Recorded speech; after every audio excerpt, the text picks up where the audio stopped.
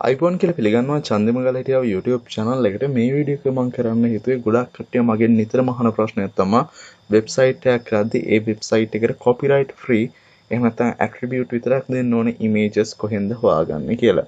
ඉතින් මේ විදිහට copyright free images වලට අපි කියන්නේ royalty free images කියලා. ඉතින් ඔයාලට Google එකේ royalty free images කියලා ගිහුවොත් ප්‍රධාන වශයෙන් මෙන්න මේ site එක බලා ගන්න පුළුවන්. පළවෙනි එක තමයි pixel.com, ඊට පස්සේ pixabay.com, unslash.com, ඊට පස්සේ අපිට freeimages.com එකට යන්නත් පුළුවන්. ඊට පස්සේ freephotos.cc කියන වෙබ්සයිට් එක යූස් කරන්නත් පුළුවන්. ඒ වගේම stocksnap.io කියන වෙබ්සයිට් එක පාවිච්චි කරන්නත් පුළුවන්. ඉතින් මේ වෙබ්සයිට් වලට අමතරව අපිට තව හොයාගන්න පුළුවන් Google එකේ තියෙන ෆොටෝස් හොයාගන්න ක්‍රමයක්. ඒ තමයි images වලට යන්න පුළුවන් අපිට. images වල tools තියෙනවා. මේ tools වල තියෙනවා usage right. මෙතන usage rights කිහිපයක්ම තියෙනවා. මෙන්න මෙතන ඔයාලගේ වෙබ්සයිට් එකකට use කරනවා label it for non commercial reuse use කරන්න එපා. මොකද ඔයාලා වෙබ්සයිට් එක use කරන්නේ commercial purpose එකකට. ඒ කියන්නේ ඔයාලගේ වෙබ්සයිට් එකේ advertisement දානවා කියන්නේ ඒකේ commercial purpose එකක් තියෙනවා. එහෙම advertisement දාන්න නැතුව කරන පොඩි blog එකකට වගේ දෙයකට නම් මේක use කරන්න.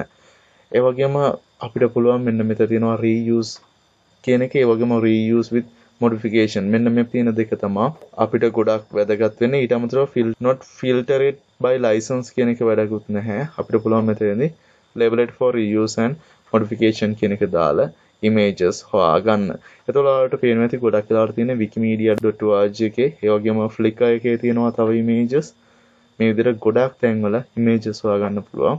මම මෙතන ශ්‍රී ලංකා කියලා search කරාවේ ලංකාවේ images ටිකක් ඔයාලට පෙන්වන්න. මේක ලෝකේ ඕනම තැනක ඕනම රටක ඕනම දෙයකට අදාළව මෙතන images හොයාගන්නත් පුළුවන්. ඉතින් මෙතේදී අපි දෙයක් දැනගන්න ඕනේ. ඒ තමයි සමහරක් වෙලාවට මේ කට්ටිය මෙහෙම free දුන්නාට අපි ඒ කට්ටියට attribute එක දෙන්න ඕනේ. දැන් pixabay.com එකේ නැත්නම් pixels.com එකේ වගේ ගත්තාම මේකේ නම් කියනවා no attribute required, free for commercial use. මේ image එක use කරලා කිසිම issue එකක් නැහැ.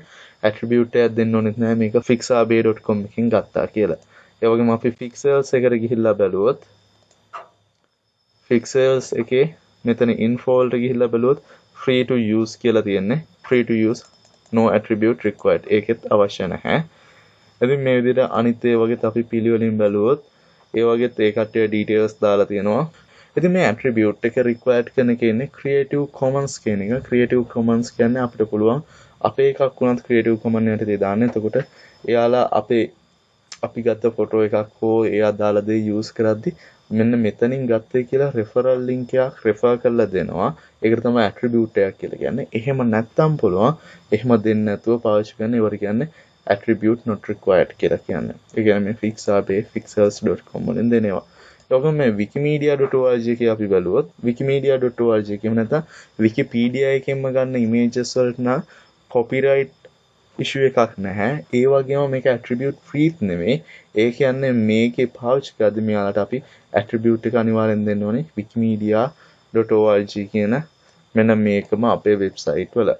ඉතින් ඔයාලට මේ ක්‍රම පාවිච්චි කරලා images හොයන්න පුළුවන්. ඉතින් ගොඩක් කට්ටිය මේක ගැන නිතරම අහන්න නිසාමයි මේ දේ ගැන කියන්න හිතුවේ.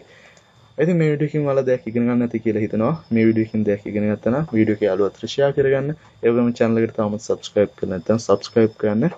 ගිහිල්ලා එන්න මේ වගේ තවත් වටින වීඩියෝ එකකින් ඉක්මනටම හමු වෙමු.